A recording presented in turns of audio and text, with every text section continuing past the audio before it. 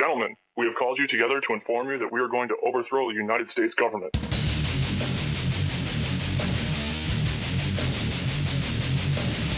You still think that jet fuel brought down the World Trade Center? Does anybody else see a problem here?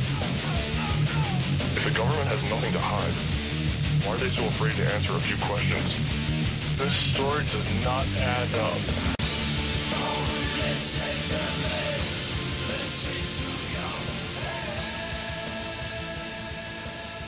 Nigel Farage is our guest, and the guys pulled up some music there. I guess I never heard it before. Making Plans for Nigel. They sound like a bunch of commies now or something.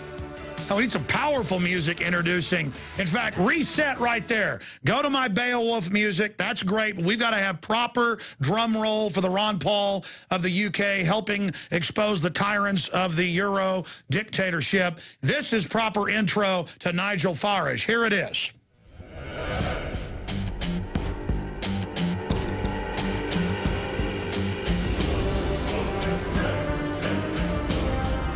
Defending national sovereignty of the UK and England, and nobody like him really standing up to Herman von Rompuy and the other scallywags there in the EU dictatorship. He's elected out of England, there to the EU Parliament, which has no authority. Upwards of 80% of their laws are made by the dictatorship. Greece is in flames. The heads of the EU admit it's a takeover. He's got breaking news with a member of the Greek government that told him something that he's going to break here. He'll also give us his take on Ron Paul. Nigel Farage, or Farage, joins us from ukip.org from England. Thank you so much for giving us time, sir. Good to have you there with us. There's a big story going on here, Alex, and people need to know about it. There is. You've got the floor. Tell us what's going on in Greece.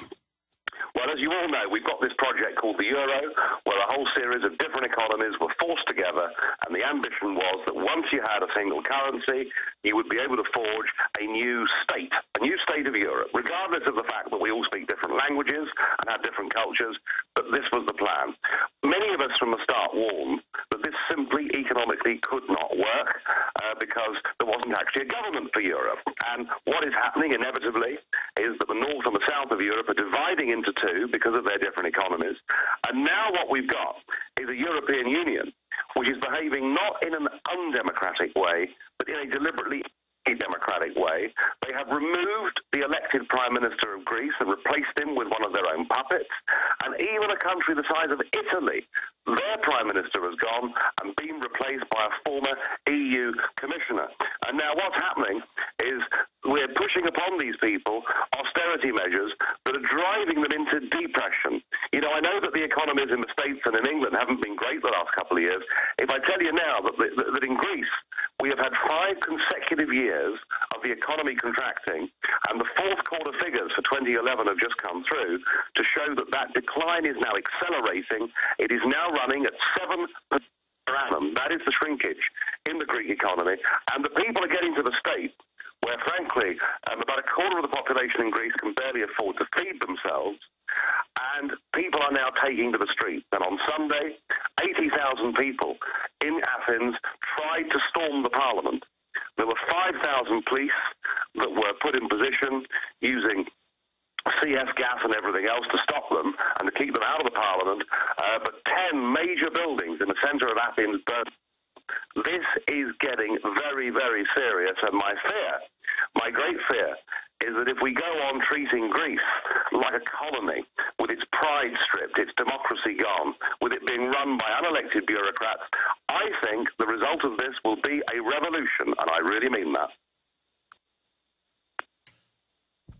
I mean, how much more obvious, sir, does it have to get until we realize the euro is run by these big mega banks and admits it's trying to take over people's sovereignty, and no matter how many bailouts there are, the countries only go deeper into debt, and then now these technocrats are being put in charge over all these countries? I mean, how much will Europe put up with? Well, that's a good question. And of course, when we talk about the bailouts, remember that all we're doing is we're giving the Greek government money so that it can pay it back to the banks that stupidly lent them the money in the first place. So none of this bailout money is actually helping the Greek people at all. And despite this dramatic fall in living standards, the current terms, and I have to say these are German-dominated terms, whether one likes it or not, that's the truth, and the current terms are for a pay cut of another 22% of all the public sector employees. We saw the 80,000 people in Athens. There were also protests going on in every single major Greek city and town. And you know, you get to a point where you say, just, you know, what else can people do? I mean, if you can't change your future through the ballot box, violence is the only resort you have left. Now, they deployed 5,000 police, as I just mentioned on Sunday. The Greek Prime Minister said, we will not tolerate this behaviour. But there is one encouraging sign that has come out, and that is a statement that was issued earlier on today by the Greek Police Federation, who said they were unhappy about some of the tactics being used. So you see, the point is this. If the Greek police force, in the end, refuse to take these orders, then there will be a revolution that will tear down the very fabric of this whole elected puppet government. The trouble is, Alex, that, you know, when these things happen, it tends to result in quite a heavy loss of life as well. So I'm not pessimistic in the sense that I think these plans for, you know, this sort of new order of government where bureaucrats take over from Democrats, I think in the end the people are going to rebel and bring it down, but it may happen at a terrible, terrible price. Now, you, of course, helped found the UKIP party, and now it's the fastest-growing party in the UK. Your ideas of basic liberty, pretty much libertarian, you know, school of thought, basic freedom, Magna Carta, really 1776-type ideas, is now spreading over Europe. And when I say you are now the Ron Paul, not just of England or the UK, but you're seeing now more and more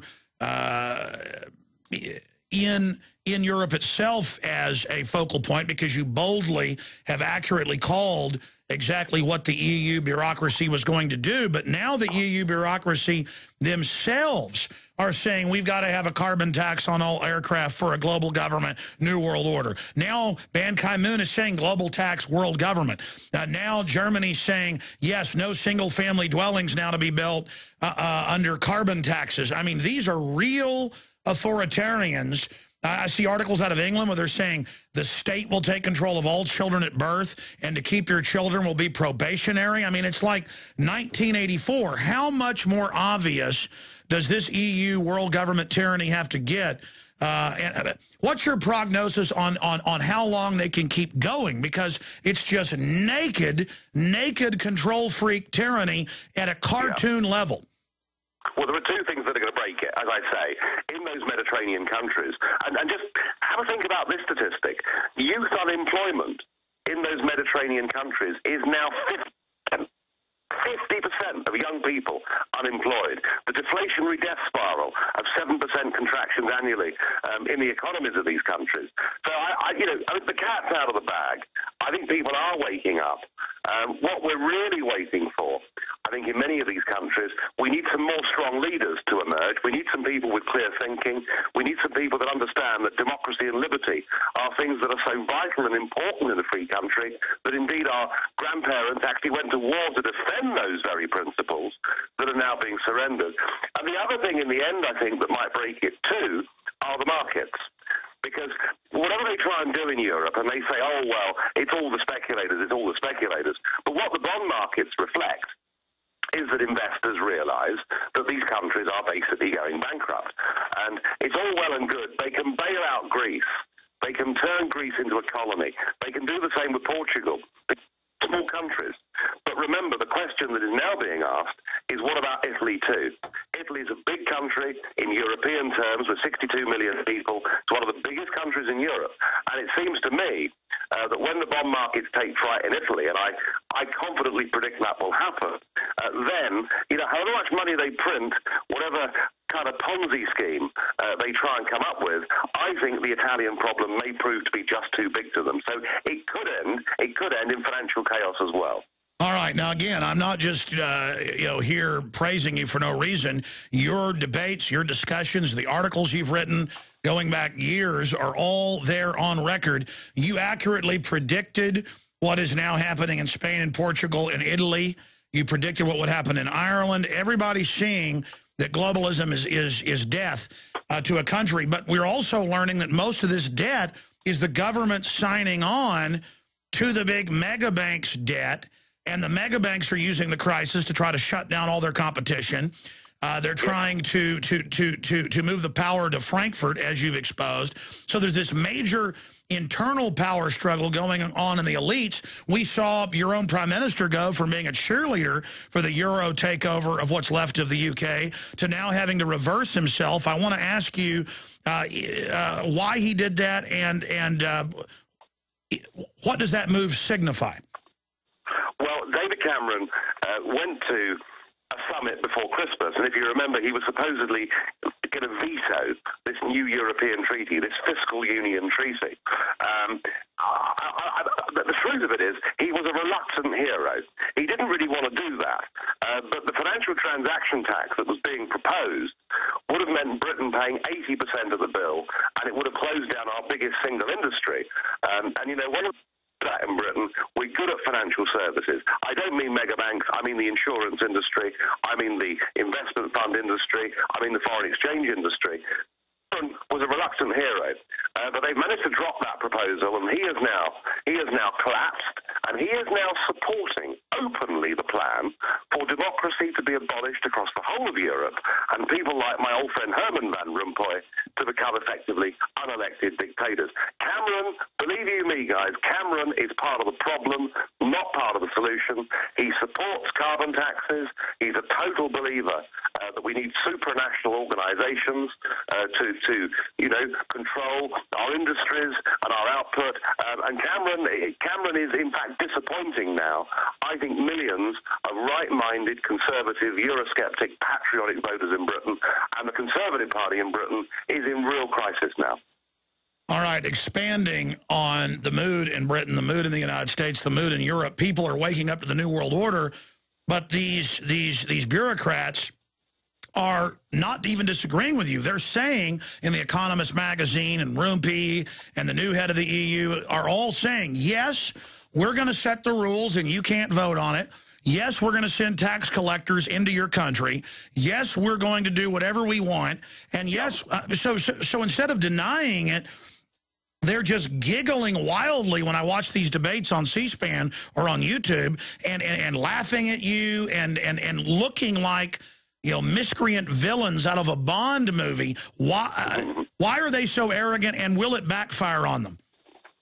They're arrogant because they hold the cards at the moment. You know, they are in possession of the status quo. It is the tyranny of the status quo. But you're quite right about their arrogance. This afternoon, I met Mr. Monti, who is now the appointed Prime Minister of Italy. And he was effectively just sticking two fingers up to us and saying, look, I'm in charge, whether you like it or not, this is the way that it's going to be. So there is a sort of a mood of hubris amongst these people going around at the moment, but I still believe that Nemesis will follow, because the markets will break them, and the peoples of Europe, the peoples of particularly the Mediterranean, you're going to see revolutions, Alex. I mean it. I mean it. You're going to see mass movements that bring these governments down. You cannot drive people into hopeless poverty. You cannot remove them of their pride and self-respect and not get a massive reaction. And I think what we saw in Athens on Sunday with those, I mean, you know, anyone that's seen the TV pictures, they're incredible pictures. I mean, here is this ancient capital of Greece, you know, the country that invented democracy, and much of it going up in flames. And as far as I'm concerned, you ain't seen nothing yet, because these new proposals are so bad that you push people too far, they will respond and react. I would rather this didn't have to happen. I would rather we had proper democratic solutions, but I'm afraid the bad guys have possibly just got too much power now for anything other than some massive social upheaval bringing it down. Well, everybody uses Hitler as an analogy, but you've got to use it if it fits. You talked about Europe militarily trying to take over Russia and England, Britain, and Hitler turning east like Napoleon. Now these bureaucrats have that same megalomania, power-mad hubris, and they're going wild. And they're telling Greece, we're going to take even private pension funds. They're now announcing that here, take part of them. They're telling Portugal that. Now your own pension fund is supposedly welfare.